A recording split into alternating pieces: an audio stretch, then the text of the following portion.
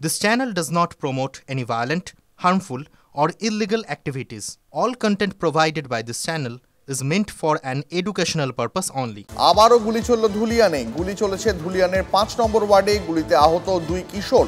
Anupnagar block প্রাথমিক স্বাস্থ্য কেন্দ্রে ভর্তি রয়েছে ওই দুই কিশোর। তাদের চিকিৎসা চলছে। দুজনের অবস্থাই আপাতত স্থিতিশীল। হিজলতলায় বিএসএফ এর গাড়ি ভাঙচুর করার অভিযোগ। বিএসএফ এর গুলি আহত এক যুবক, এমনটাই অভিযোগ স্থানীয়দের।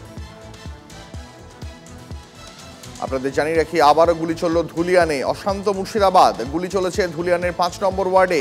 গুলিতে আহত দুই কিশোর। অনুপনগর ব্লক প্রাথমিক স্বাস্থ্য কেন্দ্রে ভর্তি দুই কিশোর। চিকিৎসা চলছে তাদের। দুজনের অবস্থা আপাতত স্থিতিশীল বলেই জানা গেছে। হিজলতলায় বিএসএফ এর গাড়ি ভাঙচুর করার অভিযোগ। বিএসএফ এর গুলিতে আহত এক যুবক, এমনটাই অভিযোগ স্থানীয়দের।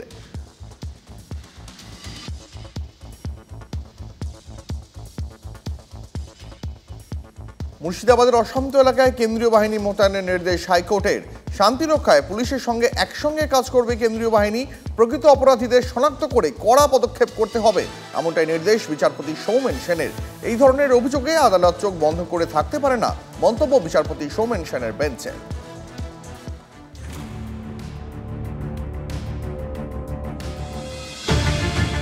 ওয়াকফ আইনের প্রতিবাদে গত কয়েকদিন ধরে তাণ্ডব চলছে মুর্শিদাবাদে। জঙ্গিপুর, সুতি, শামশেরগঞ্জ সহ একাধিক এলাকা অগ্নিগর্ভ।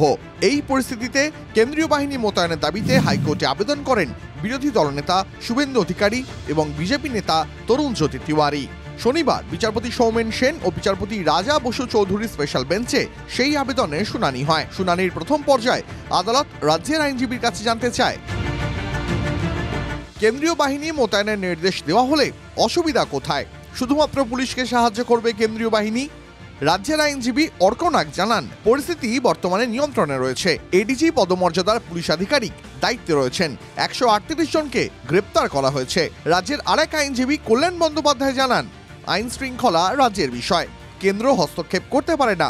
একই সঙ্গে তার আরও দাবি, রাজনৈতিক অভিসন্ধি থেকে মামলাটি করা হয়েছে। রাজ্য কি করবে সে বিষয়ে সিদ্ধান্ত নেওয়ার জন্য ৩০ মিনিট সময়ও দেয় বিশেষ ডিভিশন বেঞ্চ। দ্বিতীয় পর্যায়ে শুনানিতে শুভেন্দুর আইনজীবী জানান, এখনও বোমাবাজি চলছে, পরিস্থিতি নিয়ন্ত্রণের বাইরে।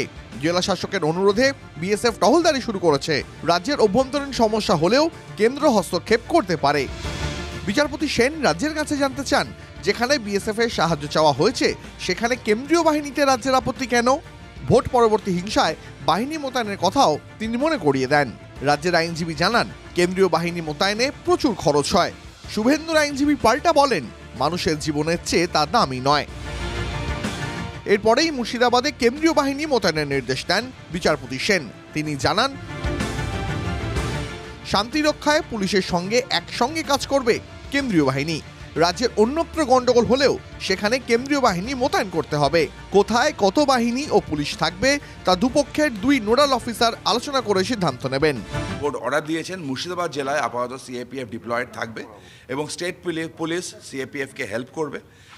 সিএপিএফ ডিপ্লয়মেন্টটা খালি মুর্শিদাবাদেই লিমিটেড নয়, যেখানে যেখানে ঝামেলা হবে সেখানে ডিপ্লয় করা সম্ভব সেখানে করা হবে। সেন্ট্রাল ফোর্স যারা থাকবে তারা রাজ্য সরকারের কোঅপারেশনে আমাদের রাজ্য সরকারকে সাহায্য করবে যাতে নাকি ল অ্যান্ড অর্ডার মেনটেন থাকে। ডেপ্লয়মেন্ট মানে হচ্ছে স্টেট গভর্নমেন্টের কন্ট্রোলে সেন্ট্রাল ফোর্সেসের ডেপ্লয়মেন্ট, এবং সেই ডেপ্লয়মেন্ট আমাদের কোঅপারেশনে করতে হবে যাতে নাকি লস অফ লাইফ না হয় এবং লস অফ প্রপার্টি না হয়, একটা স্টেবিলিটি থাকে। এই মামলায় বিচারপতি সেনের পর্যবেক্ষণ ছিল, এই ধরনের অশান্তির অভিযোগ যখন আসে তখন আদালত চোখ বন্ধ করে থাকতে পারে না। জুডিশিয়ারি সংবিধানের বড় স্তম্ভ, তাকে প্রণাম করি। They are acting as per the constitution, for the people, by the people, of the people. It's a great victory of the Bengal people. এই মামলায় 17 এপ্রিল আলাদাভাবে রাজ্য এবং কেন্দ্রকে আদালতের রিপোর্ট জমা দিতে বলা হয়েছে। কৌস্তব গঙ্গোপাধ্যায় ও শ্রাবন্তী সাহার রিপোর্ট, TV9 বাংলা।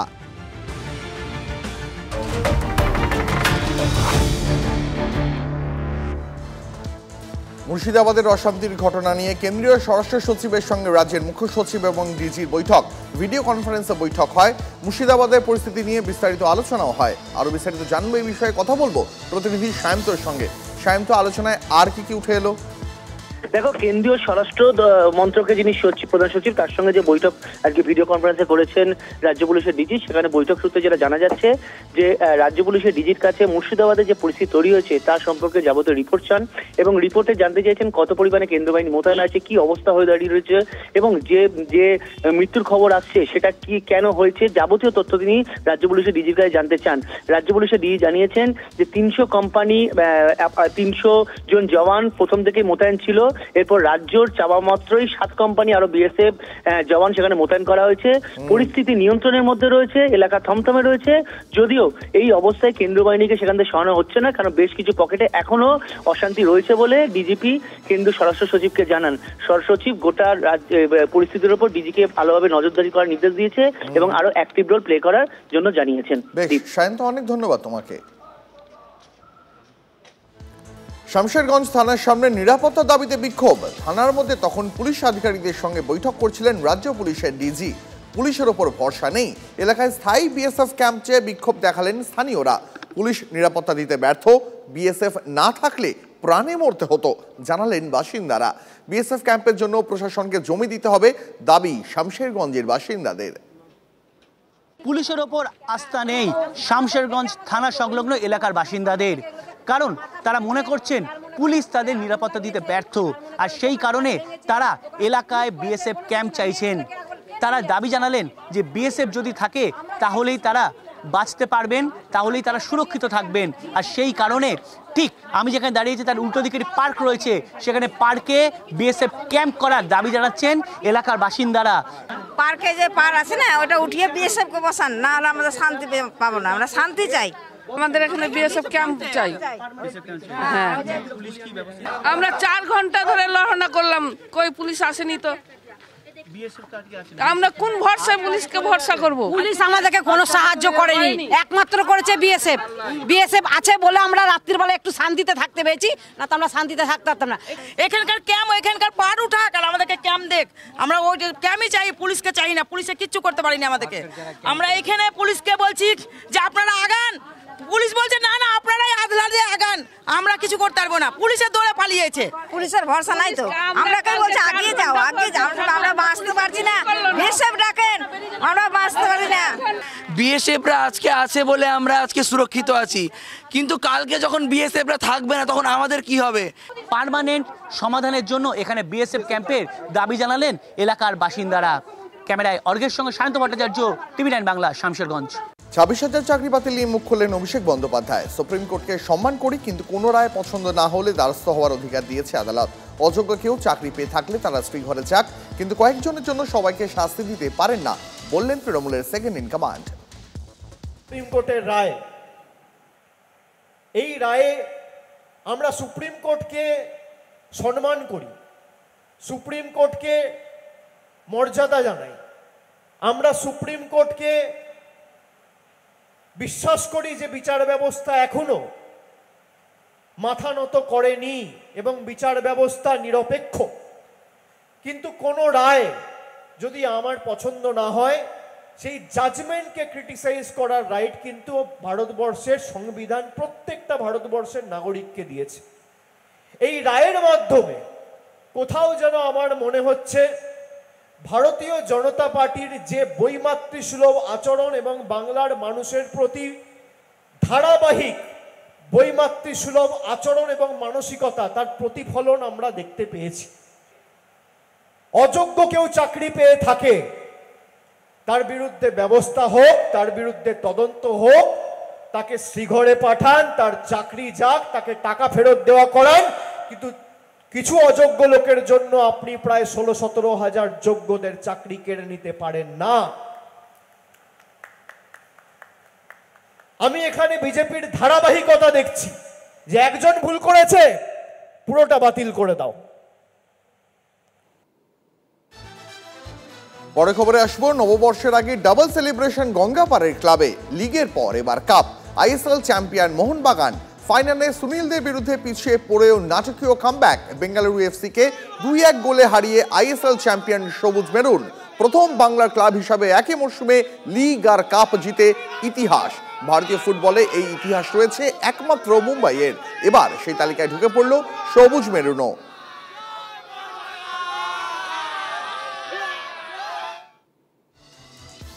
পয়লা বৈশাখ উপলক্ষে গড়িয়াহাট এবং ট্রায়াঙ্গুলার পার্কের আদি ঢাকেশ্বরী বস্ত্রালয়ে চলছে বৈশাখী অফার। কেনাকাটায় থাকছে ক্যাশব্যাক অফার। দোকানে এসে পছন্দ মতো জিনিস কেনার সুযোগ যেমন থাকছে তেমনই থাকছে বাড়িতে বসেও কেনাকাটার সুযোগ। অনলাইনেও আদি ঢাকেশ্বরী বস্ত্রালয় ফেসবুক পেজে গিয়ে নিজের পছন্দ মতো জিনিস কেনার সুযোগ পাবেন। ইতিমধ্যেই আদি ঢাকেশ্বরী বস্ত্রালয়ে ভিড় জমিয়েছেন ক্রেতারা। নতুন নতুন আকর্ষণীয় কালেকশন আর তার সঙ্গে ক্যাশব্যাক অফারে খুশি ক্রেতারা। এই বৈশাখী অফারে এবছর প্রতি 5,000 টাকার কেনাকাটার উপর আপনার ক্যাশব্যাক অফার রয়েছে 500 টাকা, এবং ওটা 10,000 হয়ে গেলে আবার সেটা পেয়ে যাবে 1,000 টাকা। এইভাবেই অফারটা যে যত উঁচু রেঞ্জে কেনাকাটা করবে তার উপর সেইভাবে কাউন্টিং হবে। অনেক নতুন নতুন কাস্টমার আমরা পাচ্ছি, যারা অনেক আশা নিয়ে এখানে আসে।